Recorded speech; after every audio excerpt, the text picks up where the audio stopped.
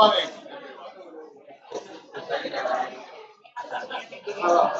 Gosh, in a boisterous mood this morning, which is good. I like boisterous. I like boisterous rather than sort of grumpy. But it's amazing. Everyone was talking, all the mentors, we get together every so often to figure out what's happening. And we're remarking about how full of energy you are and a kind of a positive vibe, which is fantastic. We hope you're enjoying it. We hope you are finding it useful discussing within the groups. You're going to have another opportunity after we finish this session to have a quick discussion before you hit the road, hit the street. So we've got now 3 short presentations. Mine hopefully will be very, very short about street research. Then we have Andy Young, who's going to be talking about prototyping. And then we have Sandy Thompson, who's going to be talking about something else completely different. And right, so street research, why and how we do it. But before we do that, just a little reminder, and I know many of you have been dutifully doing this, putting your profiles on govjam.org. If you have difficulties doing that, just seek out one of us and we can give you a hand with it. This morning, we hooked up with Istanbul on the big television screen. The problem with these big screens is that once you got beyond the "Hello Istanbul," whoa, that's about it. and you think, why am I doing this? And it makes much more sense if you've got a group of you around a table and a laptop, and you go to one of these destinations. So Sao Paulo, the Brazilian Jam, us, Munich, Leeds, Madrid. We're using something called a peer-in. Now, all these addresses are on that web page. Just go there. You don't have to log in. You don't have to have an account. And if they are streaming live, then you can start talking to them. And I suggest you do that. We will be kind of officially hooking up with them at various points in the afternoon. But it's very much something that I'd like you to have a go at and just start talking. Say you're from Dundee and find out what they're doing. So, right, what else? So, yes, in less than an hour, we're going to have some minibuses and other forms of transportation that will be like gondolas and stuff, taking you into the city centre to do some street research, which is important because, I mean, how many of you, regularly go out and talk to people? Yes, some of you do. Most of you don't. And that's why it's important actually to start talking to people about services. So we did a session with the people from the City Council, with 70 department leaders and senior managers last June. And part of this, different kind of thing, but we said, right, go out, and it was raining, right? So we weren't really playing to our strengths. Go out into the streets, just talk to people. And the head of corporate communications left the place, the Discovery Centre, went over to the railway station, sat down on the pavement next to a guy who was homeless, chatted to him for half an hour, came back dancing on air with his life story, and had identified how he got there, what were the factors that led him there, what are the things that would get him out of that situation, what are the pain points in his life, what are his opportunities. Other people have gone into the city centre and talked to people in libraries, off the streets and so forth, about their particular interests. So it's important for us to get out. Because all organisations, private and public sector, less so the public sector, has to be said, believe they can understand the world without living in it. That we can actually almost theoretically, universities agree with this, that you can actually understand the world without living in it, without interacting with it. And that's why doing things which actually feel a bit awkward, just going up to people in the street and saying, hello, what do you think of transport needs in the city? How did you come in here this morning? What would make your journeys better? Etc. You've got lots of things that you're looking at. Because a desk is a fatally dangerous place to do the work. Is it not? Because you're just sitting there and you're sitting with like-minded people around you who all think in the same way, and they work in that organisation for quite similar reasons. And the only other thing you got on your desk is an internet-connected device, which, as we were discussing last night, enables you to chat to your mates and stop as well. Right? But there's an entire world out there. So It's a dangerous place, yes. The street is much safer, I find. Ben Holliday is head of user experience at the Department of Work and Pensions. And he said the energy we spend talking about something is the same energy we should be spending doing something. And part of that doing is going out and talking to people. And also part of that doing is what we're going to be doing this afternoon, which is all the prototyping stuff and trying things out and being active in the world and interacting with people for reasons that Andy will explain later on. So we're going to encourage you to go up and talk to people. Observe places. You don't have to talk to people. Just watch. Observe. What are people trying to do? What happens if I try and do what they're doing? We're not going to do there's a technique we use in service design called a service safari, but we literally walk through a service in a user's shoes, and we make observations about what works, what doesn't work, what's difficult, etc. So, for example, we sent the chief executive of the city council last year off to get our son's bus pass. He came back spitting tax. He said, "I paid for that service," right? And I was treated like a moron. We sent 3 other people off to a betting shop to put £5 on a horse. Right? They never gambled for their lives. How easily could they understand that process? And it says there was a joke. Okay, it's £5, yeah, but you're going to lose it. If it wins, you can keep the winnings. Bloody thing won, didn't it? And so anyway, we're not expecting you to do that, but you might try that. How easy is it to buy a ticket? How easy is it to go to a bus station and find out the times for quite a complicated journey? So observe places, gather insights, look at what people are doing, etc. So who needs services, what do they need, and where could they access it? Those are the kind of questions that we'd like you to ask. Yeah, so it's about trying to think about walking in other people's shoes. And we're using techniques that come from a field called ethnography, which is a fairly broad area. It's related to anthropology. We're trying to understand human behavior, values, and attitudes. And the techniques it uses largely are observation and interview. I'm not going to say much more about ethnography because I know there's a couple of experts in the audience, and it's always tricky to pretend that you know a lot about something. But it's ideally suited to design. Ideally suited to design, because design is all about trying to understand people's behaviors and motivations, and how we can address people's needs and preferences better than we do at the moment. So observing people is really important. So before you actually hit the streets, we'd like you to define your goals, discuss as a team the kind of insights that you're looking for. What kind of places are you going to go to in the city centre? Are you going to look at people, taking transport? Are you going to look at people who are buying health products, etc.? Outline the questions that you might ask people when you go up to them, and the observations that you will make. And also the mentors will be around, and the mentors are going to go into the city centre with you. So you might want to bounce ideas off them as well. Most of this material is in the guidebook, so you don't need to take copious notes. Look at what people are doing and how they appear to feel. Observe where they are and how they interact with others. And what else are they doing? What else are they doing at that same time? Think how our services could be delivered. Other opportunities for people to access services in different ways or to be engaged with differently.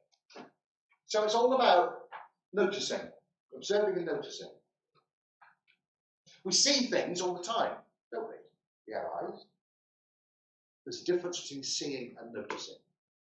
And noticing is when you make insights from the things that you see, and you draw conclusions from those insights.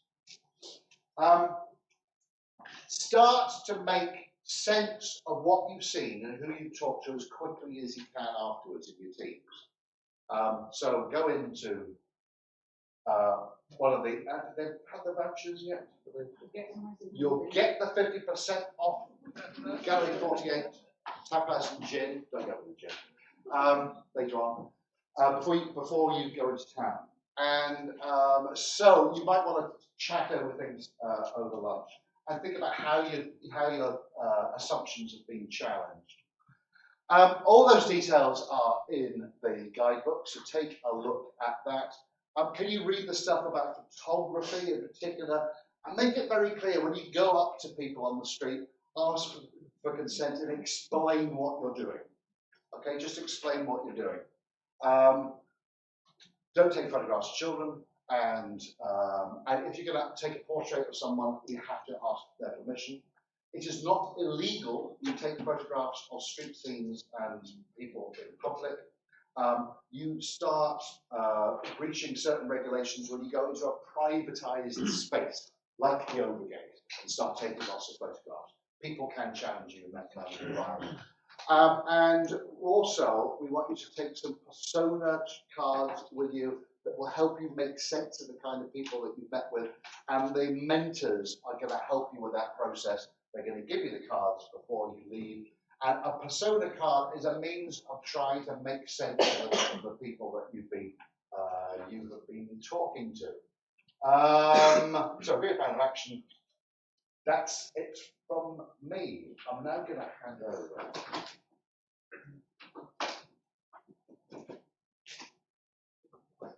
Andy Young. And just as a brief introduction, Andy and I have known each other for quite a long time. We only met about 6 months ago. Because we've known each other on social media, on Twitter, actually. And then, as we were having our first conversation, we said, have we actually met before? No, we haven't actually. Andy's phenomenal. He is a graduate of Glasgow School of Art. He is a service designer, a consultant to industry. He's worked throughout the world. He's done events for Google, etc. We're hugely pleased to have him with us today, talking about prototyping. Yep.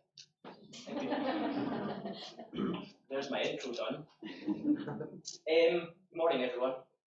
Before I start, a couple of things. Anytime I'm doing talks like this with groups around design or prototyping, there's always something that I know is on the tip of everybody's tongue. Keen to get that one out of the way before we start, which was, how long did it take you to grow that? So just to clear any air, it has in fact been my life's work.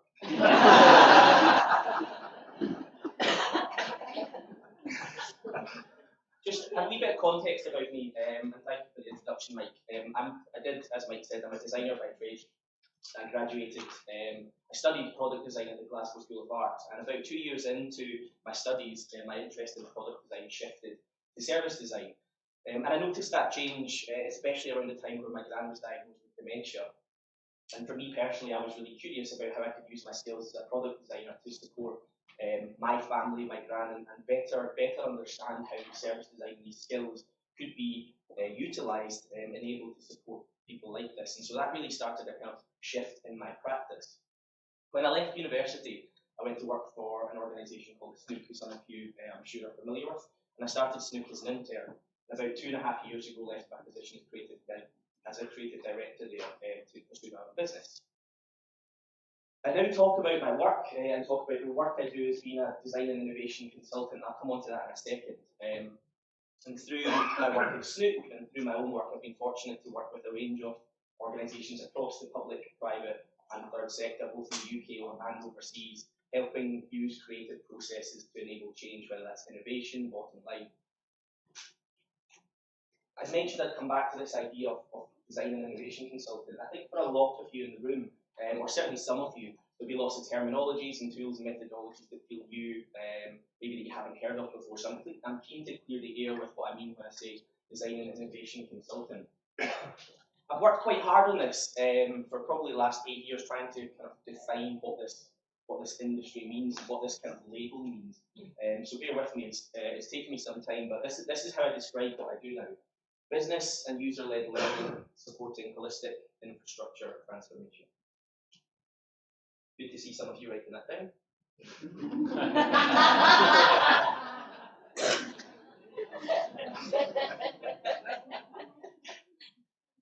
There's lots of terminologies for all of this work: service design, product design, customer experience design, user experience design. My point here is, I believe that it's a process for problem solving, and it's what you're doing that matters. And so for today's talk, I'm going to talk to you about a piece of my practice that involves a lot of doing, which is prototyping, and hopefully share some insights and some thoughts about how you can use prototyping as a tool to enrich your design experience and especially your jam experience. So, what is prototyping? I believe we prototype every single day, whether it's how we choose to get to work in the morning, the clothes we choose to wear. This one's taken me about 3 years to master that wardrobe trick, but it's a winner party trick. And cooking, I imagine that's the one that resonates most with you. I imagine most of you at some point have cooked something and tasted it and then done something else with it, added something, taken it away, thrown it in a bin, pretended that you liked it for somebody else's sake. So we prototype on a daily basis, and I believe anybody can prototype. The images here, the one on your top left is a group of older people redesigning Care Information Scotland website using simple magnets and UI interfaces. The top two photos, two young children in workshops in Dundee redesigning what the future of public spaces might look like. The bottom two, a big public sector organisation. The man in the bottom left here is a man working in the public sector who has an application, a phone application, where somebody's cut out the shape of the iPhone, puts some receipt paper through, and they simply pull the receipt paper through the iPhone to show the various different screens. Or this was a project that was delivered in collaboration with a number of organisations in Stirling, looking at what does the future of the high street look like. And on a shoestring budget, we prototyped what a shop would look like, what it would feel like, what the people in the community wanted from shops on their high street. I'm pleased to say that Made in Stirling has just gone from strength to strength from that prototype. Now exists in Stirling's biggest shopping centre and has a big unit there. But this was a really small prototype that we've done to test what would work, what wouldn't work before investing in infrastructure and staff and costings, etc., etc. There's lots of different types of prototyping too. And you'll play around with some of these over the jam, and I'd encourage you to try out as many as you can, especially as you move into the ideation phase. But for me, again, with all of this stuff, and Mike's talked a lot about this weekend, this week, is learning by doing and the focus on doing. And so what I'd like us to do, you might wonder why there's Play-Doh in front of you. This is the part where it gets fun. What I'd like you to do, this is definitely going to get noisy based on how it was when you came in, so bear with me first for instructions. Everybody needs 2 different coloured balls of Play-Doh. That's the first instruction. And there should be plenty for everybody, but have a look around you and make sure everybody's got 2 different coloured balls. One second. Honestly. Second instruction is, I'd like you to take a piece and eat it. I'm joking. Second instruction is, if you've got the big tubs, it should go equally in 4 ways. So split it in 4 and look across your row. I promise I planned this well in advance. So big tubs, split it into 4, pass it to somebody around you. Wee tubs, you're going to have tiny monsters.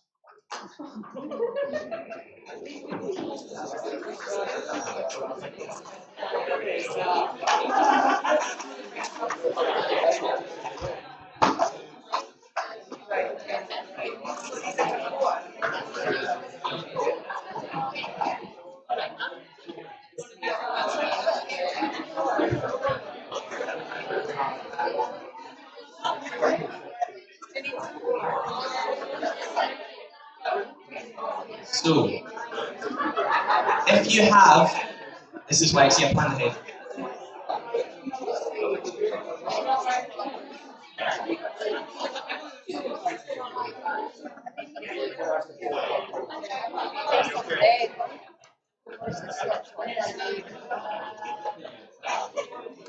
Next instruction. Oh, good. That was good. I don't know why I thought this was a good idea. The next instruction is, I'm going to give you 90 seconds, and using the 2 balls of Play-Doh that you have, or whatever else you've got around you, I would like you, in the next 90 seconds, to build a monster. Go. Yeah, scary monster especially, yes. Scary.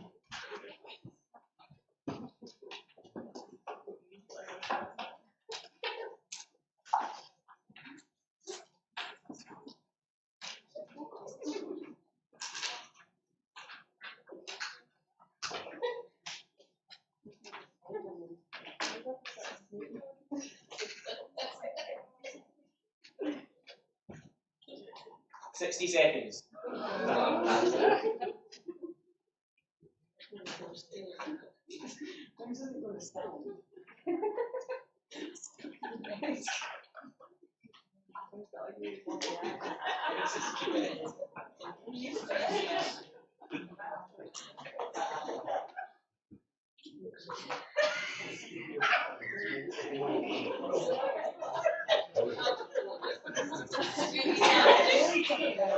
Thirty seconds.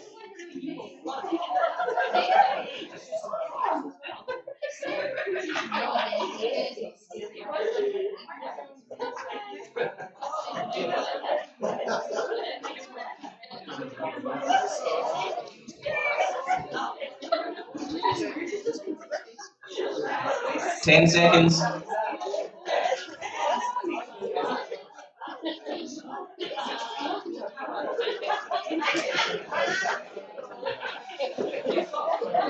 Okay, this is the part I didn't think would work. Oh, it did. I got your attention again. So, I've got 2 more instructions for you. The first one I'll do now, and then the next one will come back to. So, I would like you, on your rows or your aisles, to show your monster to your neighbour and have a wee discussion about your monster. So you've got about a minute for that. Show your monster to your neighbour.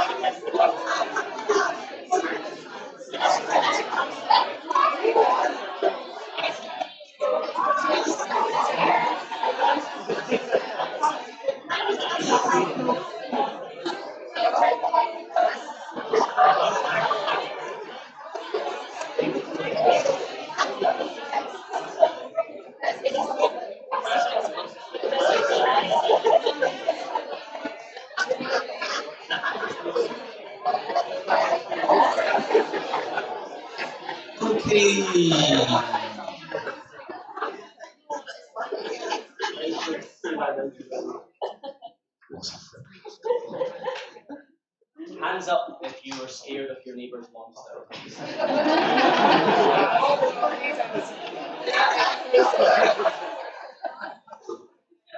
So, some of you were scared, some of you weren't scared.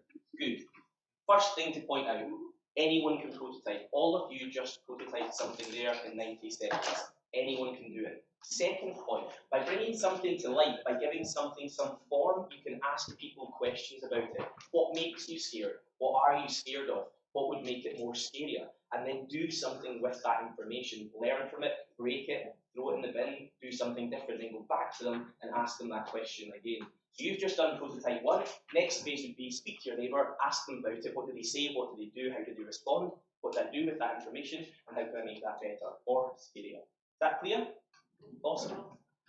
So in terms of process for prototyping, there's I guess 4 main stages that I break it down into, and so it may be helpful for you to think about this when you're going out into the world. The first is build it. Give your idea some form. The sooner you give it some form, the better the information you receive from people you're speaking to will be. So give it some form. Second of all, share it. Give it to somebody. Go and ask them for feedback and watch them. What are they doing? What are they saying? How are they interacting with you when you give them that prototype? Learn from that. Observe them, watch them, hear, listen to what they say. What are you noticing as a designer or as a service designer or somebody who's interested in how they're interacting with your prototype? Then do something with that information. So many people forget, they give it to somebody like, great, thanks for the feedback, and bugger off. Do something with that. Break it, throw it in the bin, add something to it, take something away. And then the most important part, go back to them and ask them, how's that now? How does it feel now? How does that interaction sound? What's that like for you this time with this tweak or this change?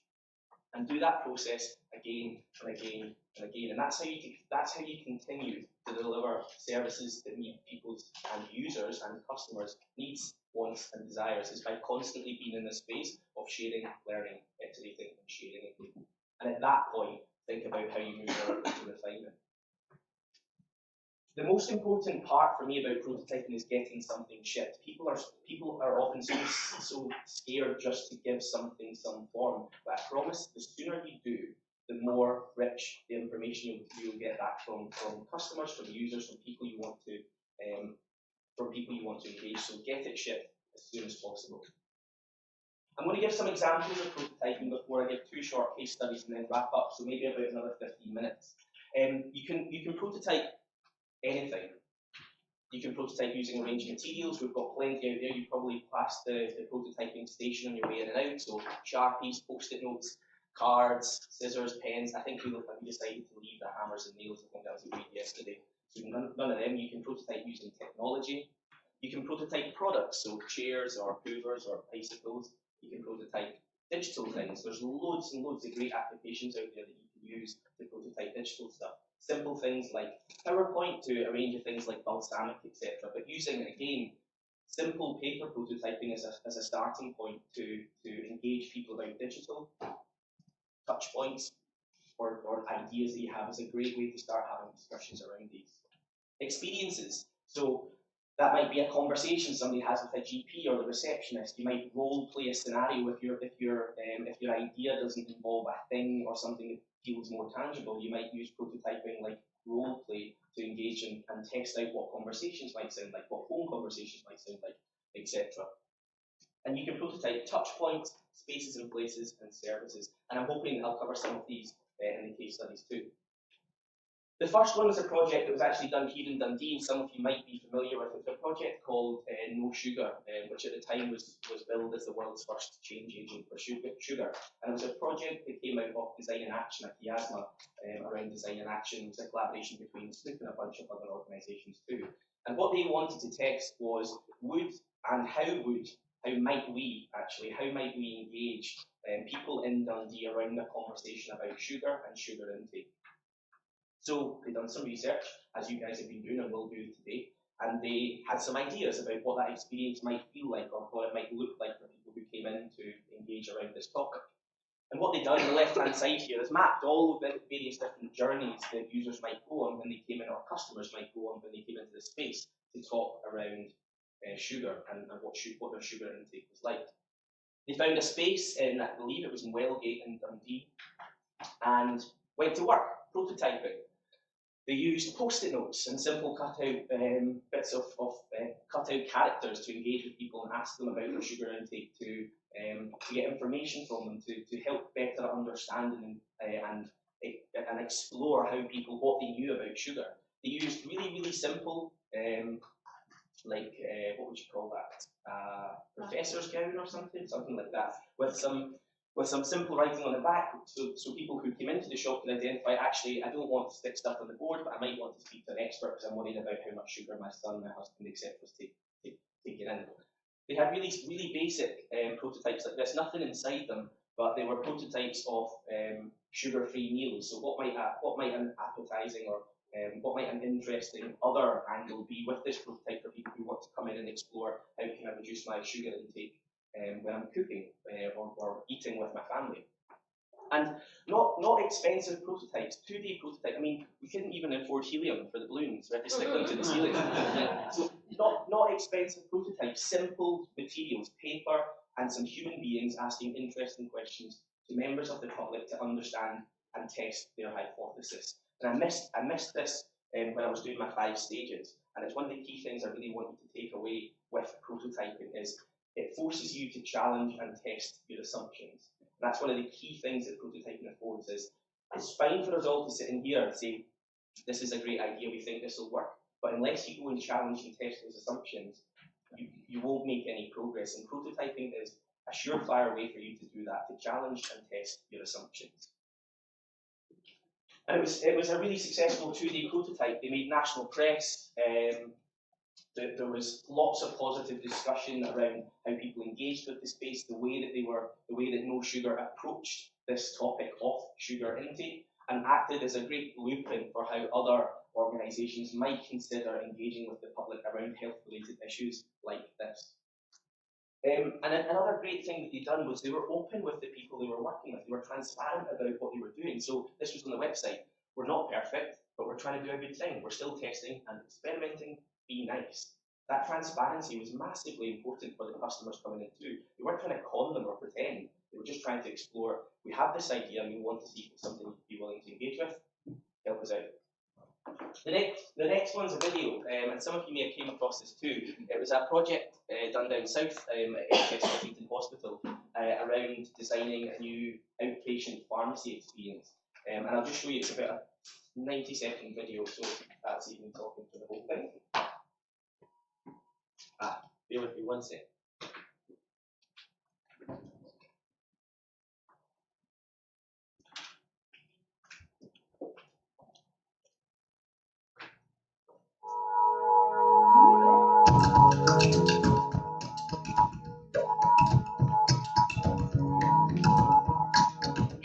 Tilt use a process co-design, and that's co-design around space.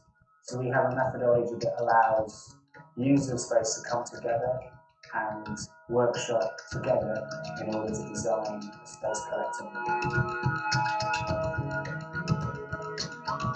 Working with Bruno from Common Ground as a service designer, what we did is we looked at both the service of the space and the space design itself. We brought those two things together through workshops or prototyping to transform the patient experience and the staff experience as well.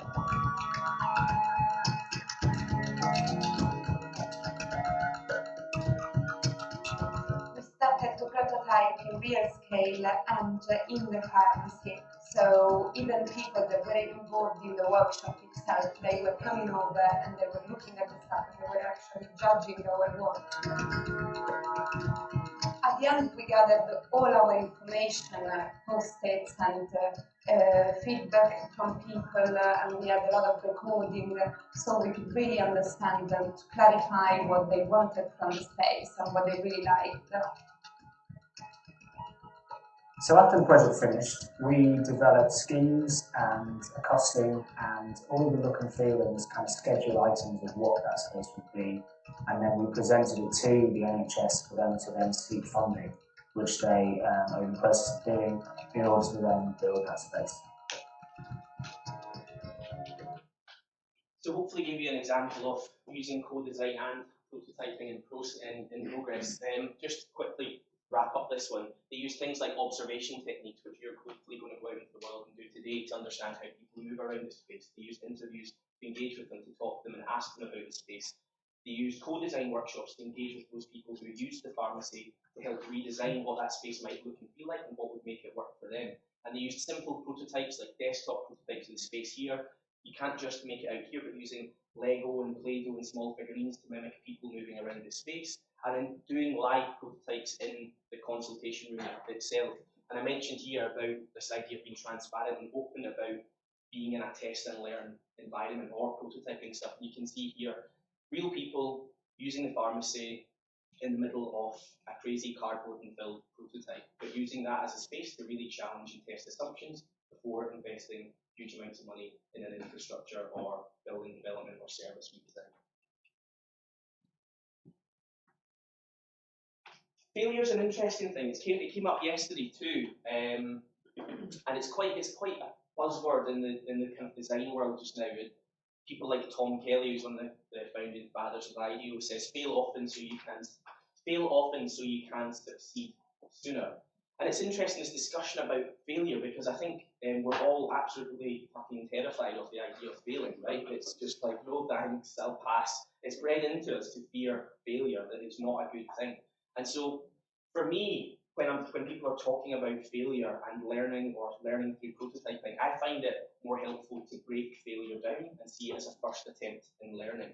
And I think if we can hold on to that positive spin on what are we learning when we're doing this, what am I learning when I'm giving somebody a prototype and it's sure as hell not going the way I hoped it would, what am I learning when I'm giving somebody a prototype and they never want to talk to me again, what am I learning from those things and what can I learn to make that better next time. So hold hold on to that when you're out in the streets, and it might feel challenging, it might feel a bit difficult, it might feel uncomfortable. What are you learning about yourself, about your ideas, about your assumptions of other people and what they need, what their needs are, what their wants are when you're out in the field and using prototypes? So, final 4 points to remember. First of all, quick and dirty. Not good life advice, but definitely good advice for prototyping. They don't need to be beautiful. Your monsters are perfect. Start there. Just get something, give something some form. Quick, dirty prototypes. Second of all, get it in the hands of the users. There's no point in building a prototype in here and doing nothing with it. Get it out and give it to somebody and ask them for some feedback. Third point, it's all learning. And the fourth, you rock. Thank you very much.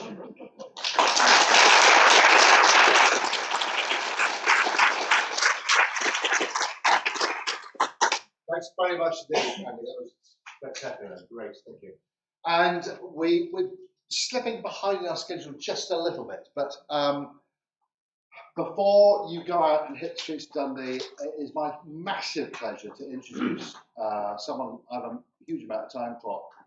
Sandy Thompson is a playwright, a theatrical producer and director. She wrote and directed. Yes, and produced. Partially with Jeremiah. Monstrous Bodies that was on at the Dundee Rep until 2 weeks ago, a week and a half ago. We're just over a week ago. And we scooped 5-star reviews from the Scotsman, quite justifiably so. It was a brilliant, brilliant production. Floor's all yours. Okay. Sandy Thompson. Hiya.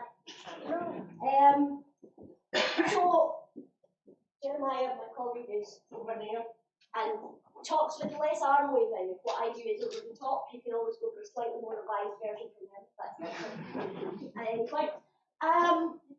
So, Poor Boy is, we used to be called a theatre company. What we are really is a story machine. We make narratives and characters, and we design live experiences. But it turns out that now we do that in all sorts of places, in all sorts of ways. So it means that whenever there's an audience, whether that's one person or thousands of people, whether that's in a space, whether that's an online space, or an appropriated space that doesn't normally have performance, or a purpose-built space, or a back street somewhere where we're doing promenade theatre, whatever there is, and then when there is a story, a narrative to be told. Wherever those three things overlap is the place where we work.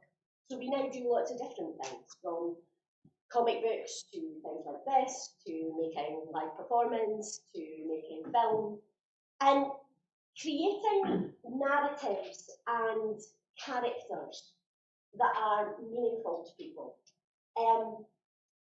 To make them, you know that thing when something rings true, if you watch something on TV or on the stage when it rings true. Someone somewhere has taken the time to design a character that's realistic. That usually takes an inordinate amount of imagination and empathy. So we did a project last year before, we were trying to remember, with Artland, an organisation who work with people with limited vision or who are blind. And we did our first go, everybody had a go at audio describing the space we were in. And in audio describing the space to someone who had their eyes shut, someone who was blind, what we discovered is you didn't learn a great deal about the space, but you learned an awful lot about the audio describer. So when someone has walked into a space and they say, do you know, it has that smell like chalk, can you smell that like a school? And then there's like these piss yellow, orange, like stained glass windows, you know, like institutional 60s windows. They're like, you didn't like school, did you?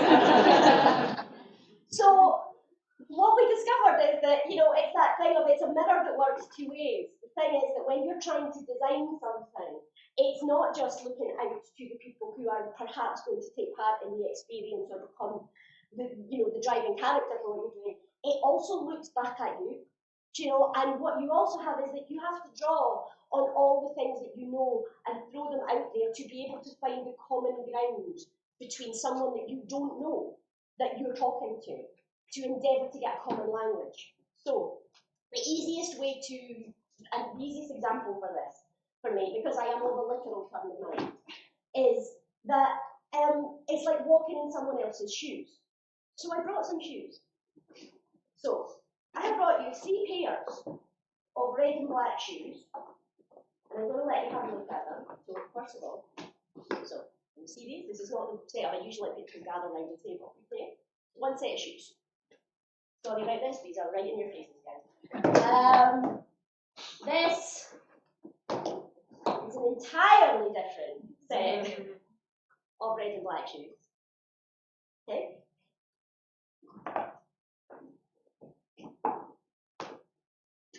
Now, let's just start with them to begin with. Okay? They are red and black shoes, they are the same size.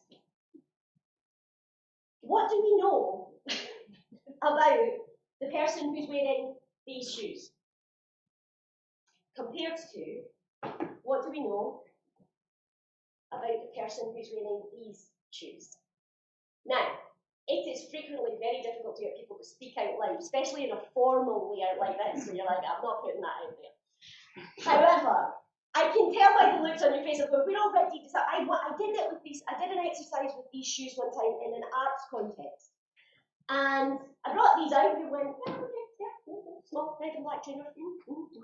You know. And then I brought these out and someone went, oh, she's our friend. She's like, that's someone that works in the arts. That's someone who likes to rock it a bit,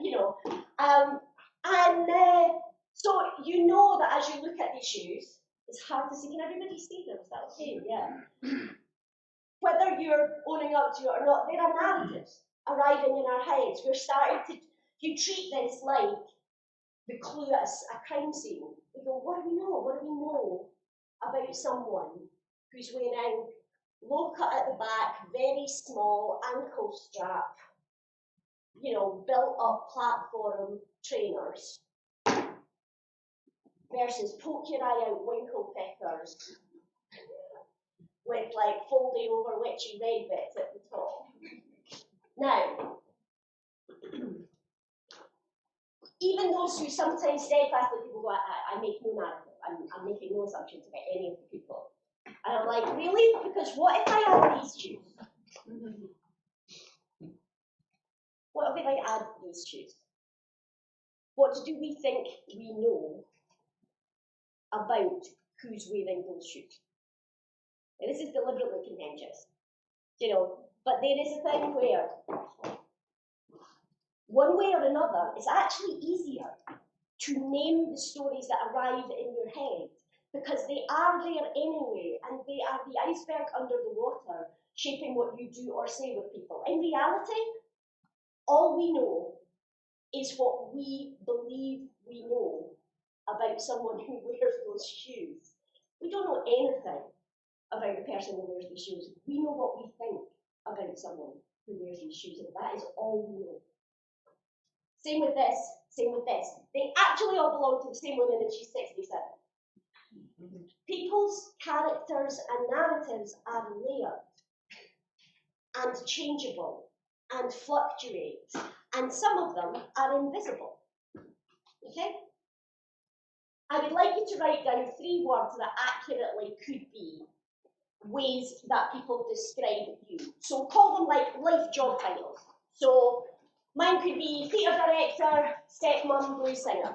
Boom. 3 things. Technically true, definitely ways I've been described. Can you write, I won't ask you to share them with anyone, can you write down 3 life job titles that you accurately have?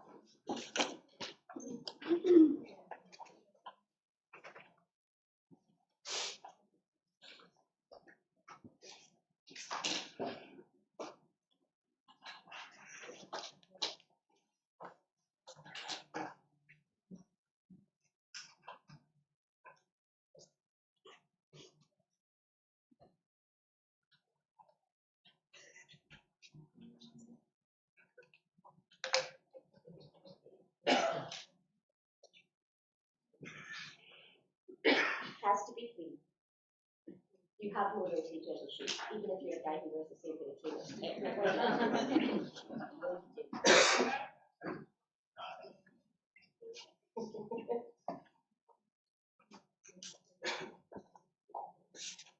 Okay.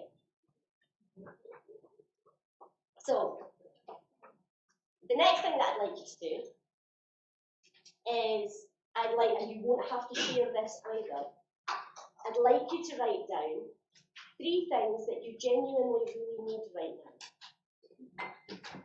Then that might be anything from help with babysitting to a promotion at work to a lift somewhere, it can be big or small, but 3 things that you genuinely need right now. I won't ask you to show anyone what they are.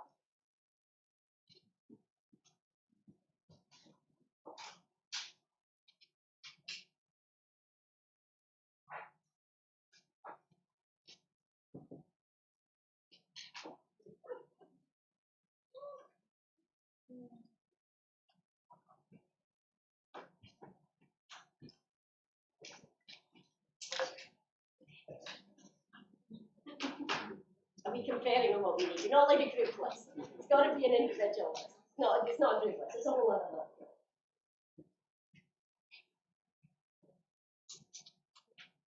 Okay, I'm going to come back to those things that you need in a minute.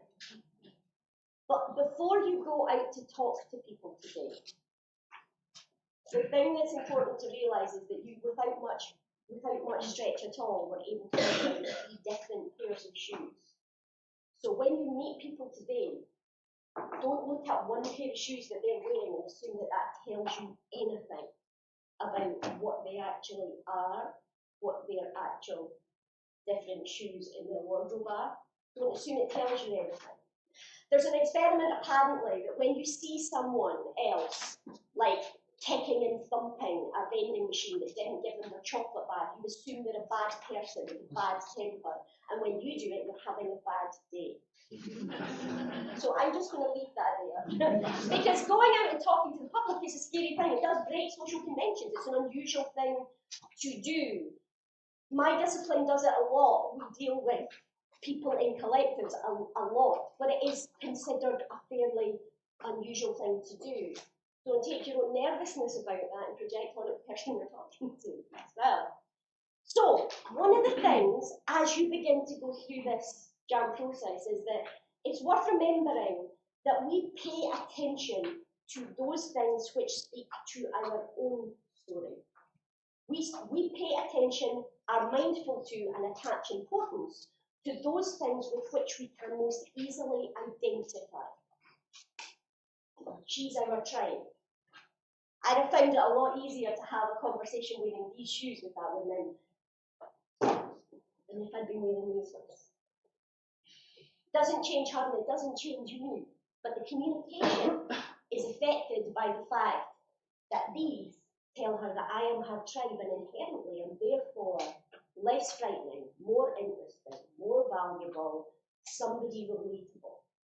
And that is a really important thing when you're talking to people.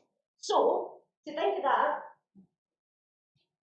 if you look at the list of the things that you wrote that were your job descriptions, right? Your three things that are your job descriptions. Yeah? Okay? Think of those 3 things as the description of the outside of the box. Okay? And the list of the things that you need, that's inside the box.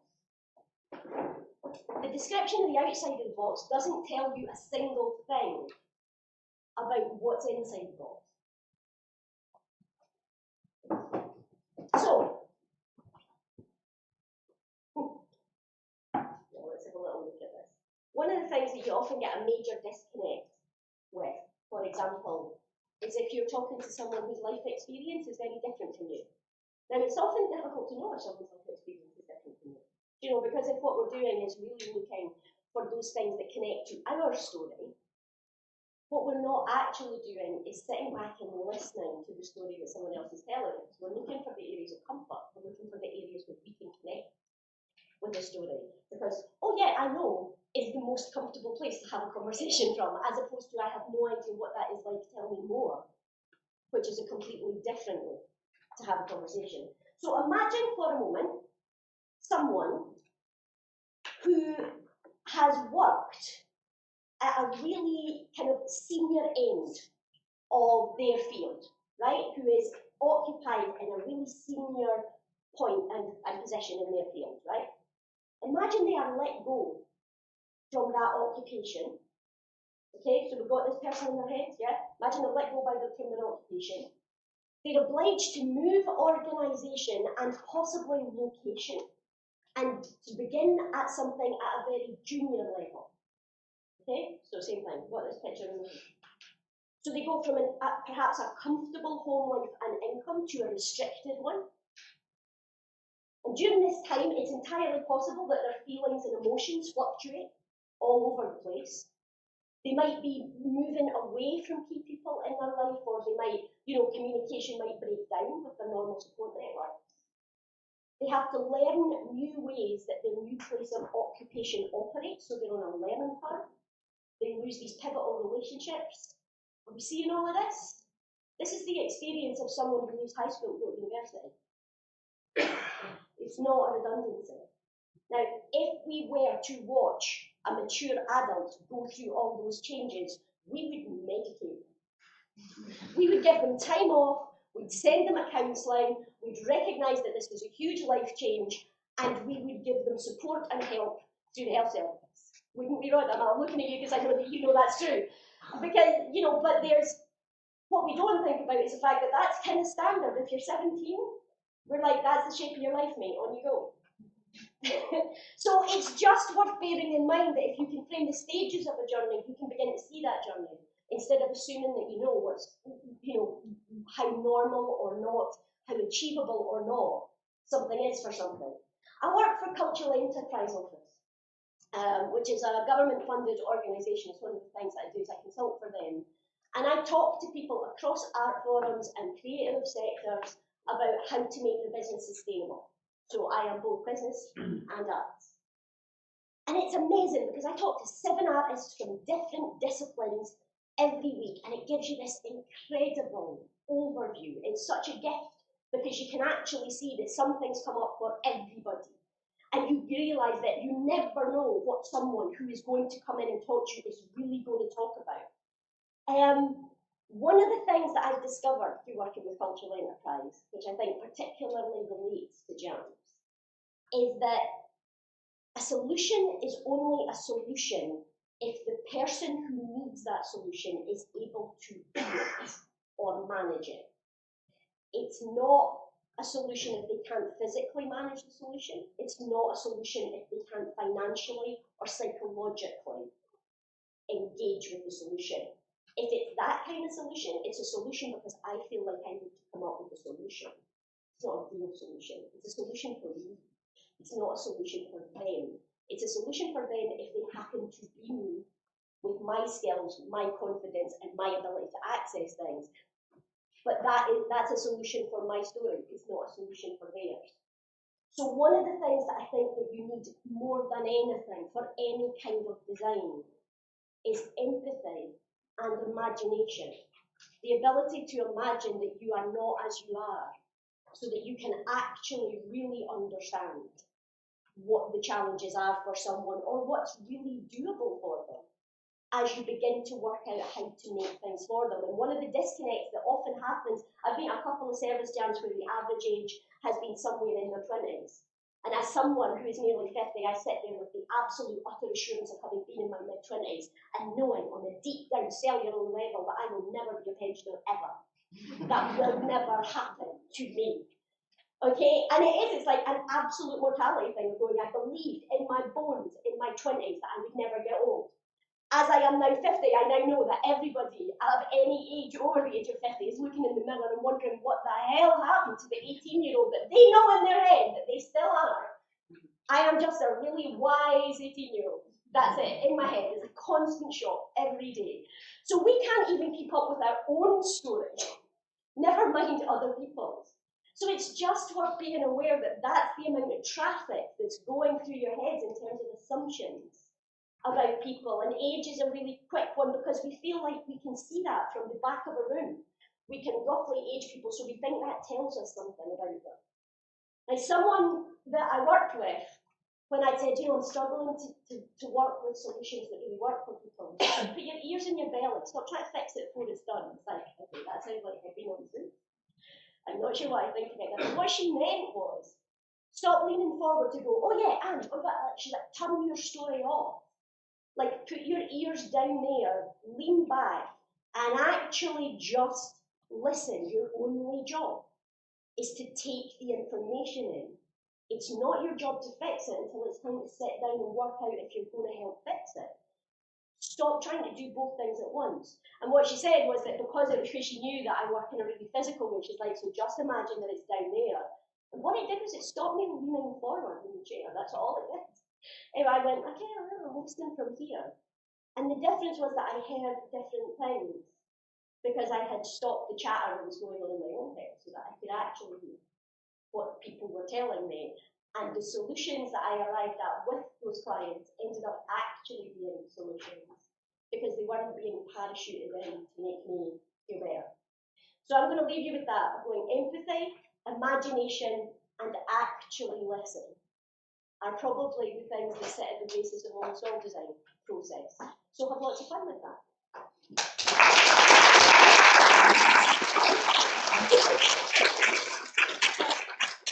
Thank you very much indeed. Profoundly important advice for you to take out on the streets with you now, actually, as we speak. So there are minibuses. Yeah, there's 2 minibuses at the students' entrance. I know that won't be enough for everybody, but we can do return, come back and pick up more people if necessary. But we thought it might be a quite good idea if the transport group. Who's the transport group? You're on the more bus. than one transport group, Chris. Maybe there's other people involved in transport as well who might like to. Well, you're going to go down the road and you can get on the number 5 or the number 37 bus into the town, okay? And learn lots about that, okay? We can also drop off in cars, or you can take your own car into the town. So basically, go to that main entrance. Yeah, you'll get your vouchers. Sorry. Are they at the front door? Okay, sorry, the buses are at this side, not the student entrance, but at the other side. Pick-up time. Pick-up time is at 1:15. 1:20. Oh, well, some of the drivers can do it. Yeah. Yeah. 1:20. Out. What did we say? We're just opposite Park Place. You know where the dental school is, so that the buses can get into there in turn. So if you just look for the buses there, about 1:15, 1:20, and you'll get a voucher. Alison and Claire at the back there have the food vouchers, which you can collect on your way out.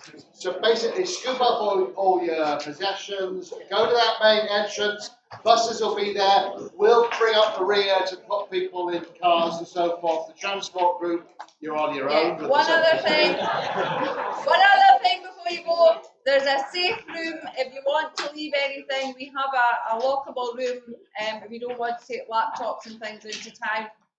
We can lock stuff away for you until you come back. That's at 164. You can take your scary monster with you. If you leave it here, we will recycle it. We've also got mentors who will come and attach themselves to each group as you're getting on the bus. Okay, And we have 4 new mentors here today. We don't have fully time to introduce them. You'll get to know them during the day. We have Jen, we have Taylor, we have Moira, we have Lisa. Yeah. And they'll get to know you as the day goes on. We'll see you later on.